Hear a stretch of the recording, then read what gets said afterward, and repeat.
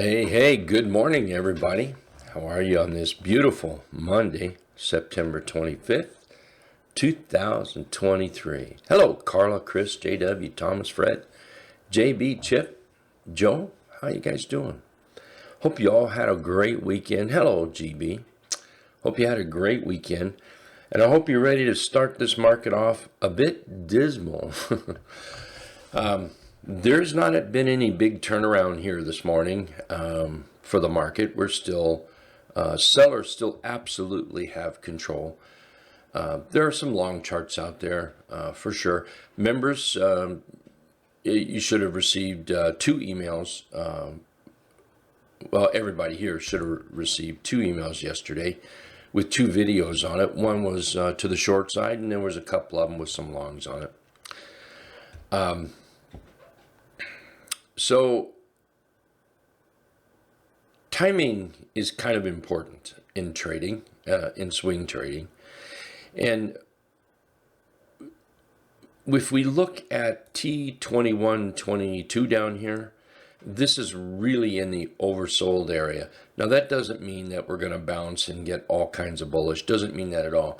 But it might not be the very best time for entering new shorts unless they are high and tight inside a good tradable area, which I think for us, if we talk about the 3/8 trap, something like that, that would be right up our alley. But anything that's a bit in that oversold area has pushed down 3 or 4 days, we probably want to stay away from those until we pop up a little bit. So right here is not saying it's the best timing to be short. Overall, now that doesn't mean that there's not going to be shorts out there show up. There certainly could be. Hey, Julie. Hi, Bobby. So I've got my areas are pretty simple. You guys all know what I'm going to do. I'm going to look at major moving averages, and here's the dotted deuce right here. That's major enough for me. The 200 is absolutely major, and sitting right above the 200 is the 500 period moving average. If you draw those lines right across there, you can see it is right smack dab in that price action possible support area. So we may be getting close to a little bit of an oversold bounce. And I'm going to say oversold bounce because it's a far cry from a big bullish bounce. I believe the market's going to have to do something like this.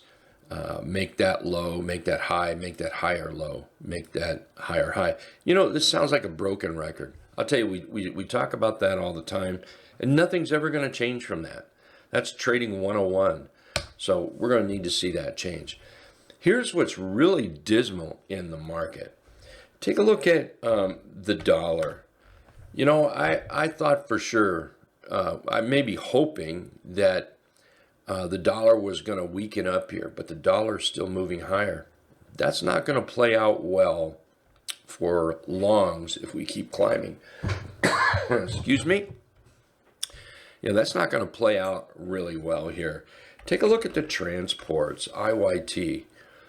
There is not one thing on those transports that would suggest that the bulls have any kind of advantage. So right now, the advantage is definitely to the bears. Take a look at SMH. Nothing bullish there. I was talking with somebody this weekend, and on SMH, their comment was, well, we could be putting a little bit of a bottom in here. We could be. And they're absolutely right. Very, very possible. And the way you prove that is with the price action after it. Otherwise, you're just kind of guessing, well, that's a bottom if you're, buying it.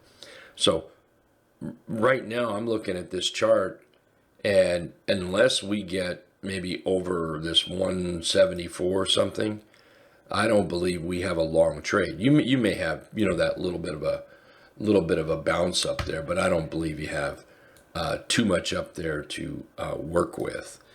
Let's see, the other one was, if you're looking for a long here, take a look at the SOXS and this is the semiconductor bear. Now this is the triple here. What a beautiful bullish setup.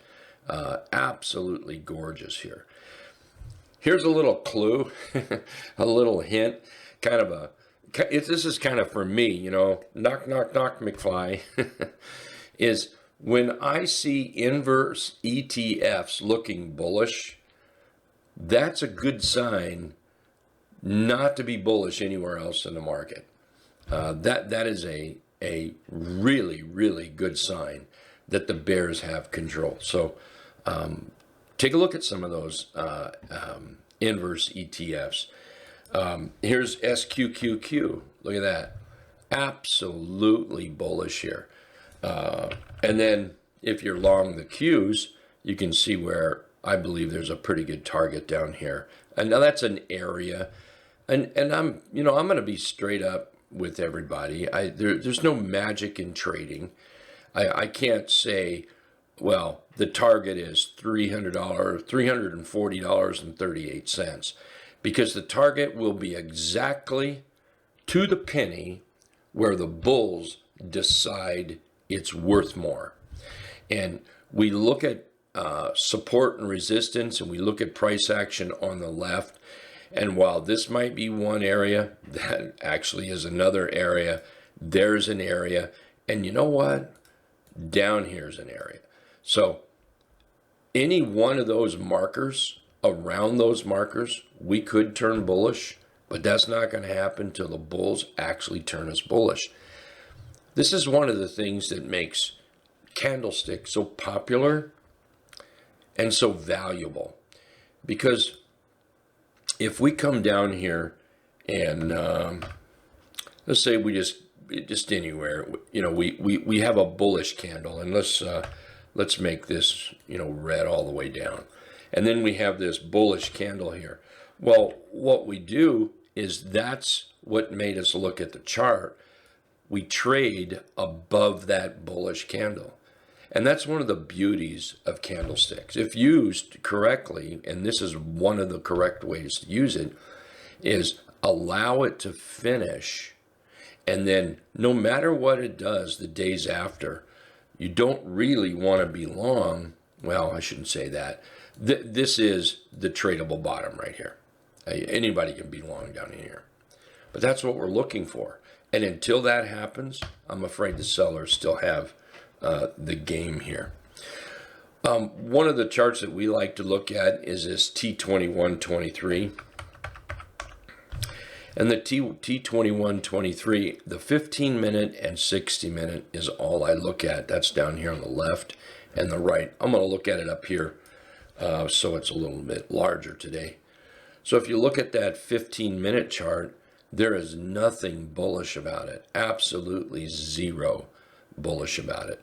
It's below the trendicator. The T line is below the trendicator, all moving down. What we want is something like this right here, where we're currently red. We want to flip from that red to that green, and that's the way that's the way the trend will kick off bullishly. If we take a look at the 60-minute chart, there we go. Was I on the 60-minute? No, I guess not. On the 60-minute chart, we want that same thing. We want that green to turn red. Here's a daily. It's just a good visual. Okay, I don't usually use the daily, but it's kind of a good visual. See how we've turned red? Well, we've been red, and then we flip to the green side. That's a sign that the bulls have control. This little indicator here is darn near irrefutable. You can't argue with it. You can't fight it. This is one of those indicators that is very trustworthy. And what we do as traders, we try to outsmart it. We try to force our hand, and then what happens is we end up losing money. But if we just follow this, the red, green, to tell us when we're bullish and bearish. Now, again, I use the 60-minute and 15, not the daily. This is just an excellent visual to go from red to green to red here. Okay. All right. So right now, I see nothing but bearishness in the market. Doesn't mean that there may be some long charts to be had. There are a few, a couple that where did it go to here? Lulu, I sent this out on email this weekend. Sorry, lost my train of thought.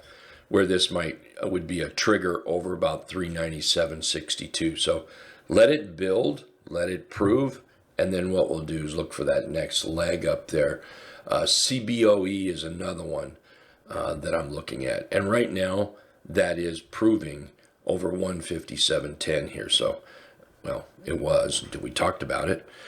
If that starts to prove itself, that might be a nice trade up. Outside of that, most everything is looking a little bit short. We'll talk about shorts as the market opens up. They pop up on the scanner. A couple charts here that, let's see, Jack, you posted out there, TS, LS. Yeah, that's a great looking chart, and that's shorting Tesla, and that is acting really, really well.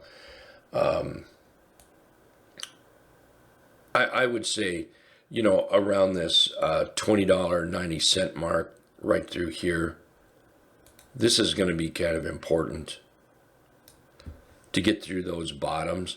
We get through those bottoms, and then that could set up again, and that could run up and retest that top up here. And then SLB short. Yeah, SLB is setting up short. Below the 50 period moving average would definitely lock that in to the short side. We've got a high, a lower low, a lower high, and here we are trying to make a lower low with a possible blue ice failure setting in there. So we'll watch that SLB for possible shorts. That's a good entry area for this one as well. What else? Anything else up there? All right.